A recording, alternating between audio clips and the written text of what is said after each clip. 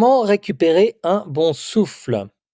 Voici une question qui m'a été posée par l'intermédiaire du formulaire. Donc, si tu es directement sur le site, tu as accès à ce formulaire dans une des leçons de ce cours en ligne. Si tu passes par YouTube, eh bien, tu peux aller voir en dessous dans la description, il y a un lien qui t'amènera sur ce formulaire où tu peux me poser une question sur n'importe lequel des thèmes sur l'un des aspects de la forme durable, donc force, mouvement, nutrition, respiration et les endurances, ou sur le coaching, l'entraînement en général. Alors, cette question qui m'a été posée, je ne vais pas pouvoir y répondre directement parce qu'en fait, on est un petit peu vague. Donc, si tu peux être bien spécifique et bien précis dans tes questions, ça m'aidera à mieux répondre. Mais comment récupérer un bon souffle? En fait, on peut l'interpréter de deux manières différentes et c'est pour ça que je vais répondre à cette question en deux parties. Il y aura donc deux sessions, deux questions-réponses pour répondre à cette question. Alors ici, je vais faire la réponse en fait, la plus générale. Comment récupérer un bon souffle? Eh bien, je vais partir de l'hypothèse qu'on a une personne qui avait du souffle et qui, au fur et à mesure du temps, a moins de souffle et a tendance à être plus facilement essoufflé. Alors pour cela, eh bien, il va falloir décomposer en plusieurs étapes. La première étape, eh bien, il faut éliminer l'hypothèse qu'il y a une perte de souffle pour des raisons de santé. Parce qu'une perte de souffle, eh bien, malheureusement, j'ai déjà vu la situation. Parfois, on découvre à l'occasion d'une activité, une sortie à vélo ou alors des escaliers à monter, eh bien qu'on n'a plus de souffle.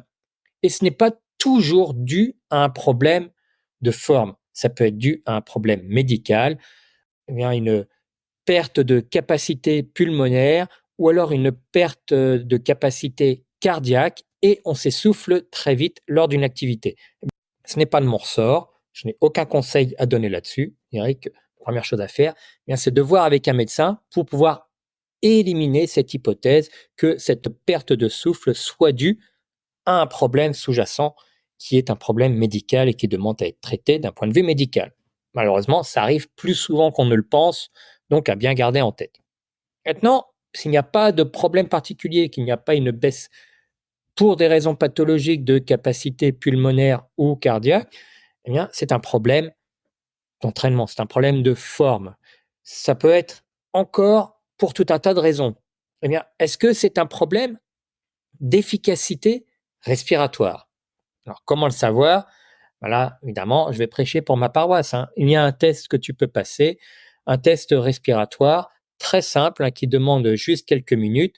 Je l'ai sur le site, je vais te remettre le lien dans la description. Tu vas le passer et ça va te permettre de te situer et de savoir si ton problème de souffle peut être dû déjà à un problème d'efficacité respiratoire. Parce qu'on se dit tous les jours, respirer, c'est naturel, c'est facile. En fait, il y a énormément de gens qui ne respirent pas correctement. Et ça se travaille et ce serait la première chose à faire.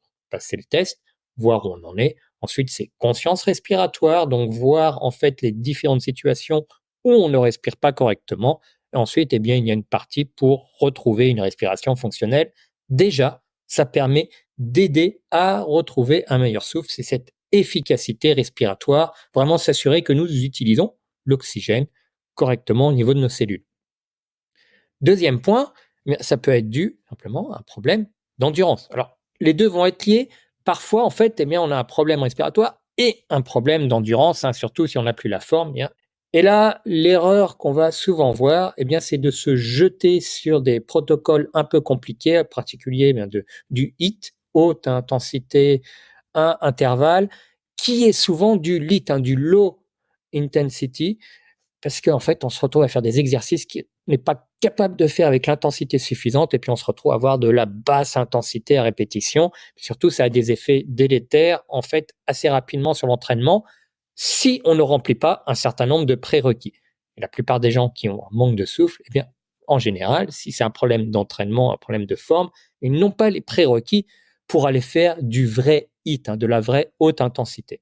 Dans ces cas-là, le mieux, c'est la basse intensité, une certaine durée, pour commencer à améliorer notre capacité aérobie. Et la capacité aérobie, c'est pas juste le système cardiovasculaire quand on le pense, Ça déjà, tu vas pouvoir en fait, t'y attaquer en travaillant sur la respiration, en retrouvant une respiration fonctionnelle, mais c'est aussi tout un tas de fait, de mitochondries, par exemple, qu'on va avoir, dans le corps, qui vont être les usines à énergie pour produire, de l'énergie et donc utiliser, l'oxygène pour produire de l'énergie.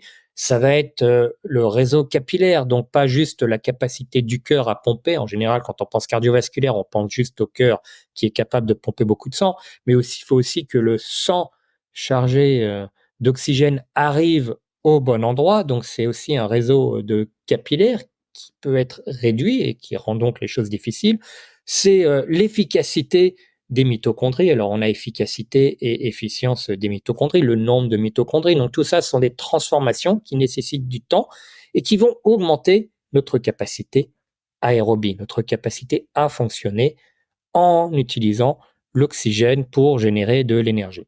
Ça, c'est un des aspects et c'est un prérequis pour être vraiment efficace aussi lorsqu'on va faire du HIIT et c'est un point qu'on a souvent oublié. Alors, comment développer la capacité aérobie?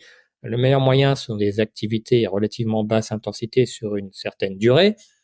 Mais tout le monde n'a pas envie d'aller courir, tout le monde n'a pas envie d'aller faire du vélo pendant des heures, toutes les semaines. Mais il y a une activité très accessible et qu'on a tendance à oublier, c'est la marche. Simplement marcher. Marcher, et puis on peut moduler l'intensité. Alors certains font une marche assez lente au début parce qu'ils ont besoin de retrouver une certaine capacité aérobie. D'autres pourront marcher plus vite. Et c'est une occasion à chaque fois qu'on le peut, marcher. Monter les escaliers, mais tranquillement, doucement, sans forcément se forcer, donc ça va éviter que ce soit trop difficile. Parfois, eh bien, monter l'escalier jusqu'au premier étage et prendre l'ascenseur après, c'est aussi une solution. Marcher systématiquement, se lever, passer des coups de téléphone, eh bien, en marchant plutôt qu'en étant assis au bureau. C'est un moyen de se mettre sur la voie pour retrouver une meilleure capacité aérobie qui va nous redonner du souffle, qui va nous permettre derrière, eh bien, de faire d'autres exercices qui vont encore nous aider à retrouver du souffle. Donc voilà, pour résumer. Premièrement, éliminer l'hypothèse que notre manque de souffle soit dû à un problème pathologique, un problème de santé qui doit être traité médicalement. Et ça, c'est donc à voir avec un docteur, hein. Deuxièmement, si cette hypothèse est écartée, eh bien, est-ce que c'est un problème de respiration ou un problème d'endurance? Passer le test de respiration, travailler à sa respiration, et ensuite, eh bien, pour développer une capacité aérobie, déjà, première activité accessible, marcher beaucoup. Ensuite, on pourra voir quelles sont les autres activités que l'on peut réaliser pour encore augmenter son souffle, mais déjà pour retrouver un bon souffle, je pense qu'on cache à peu près toutes les cases en éliminant l'hypothèse d'un problème de santé, en travaillant sa respiration pour avoir une respiration fonctionnelle et donc qui nous permet d'utiliser l'oxygène correctement et augmenter sa capacité aérobie. Là aussi, c'est pour mieux utiliser l'oxygène et donc récupérer un certain souffle.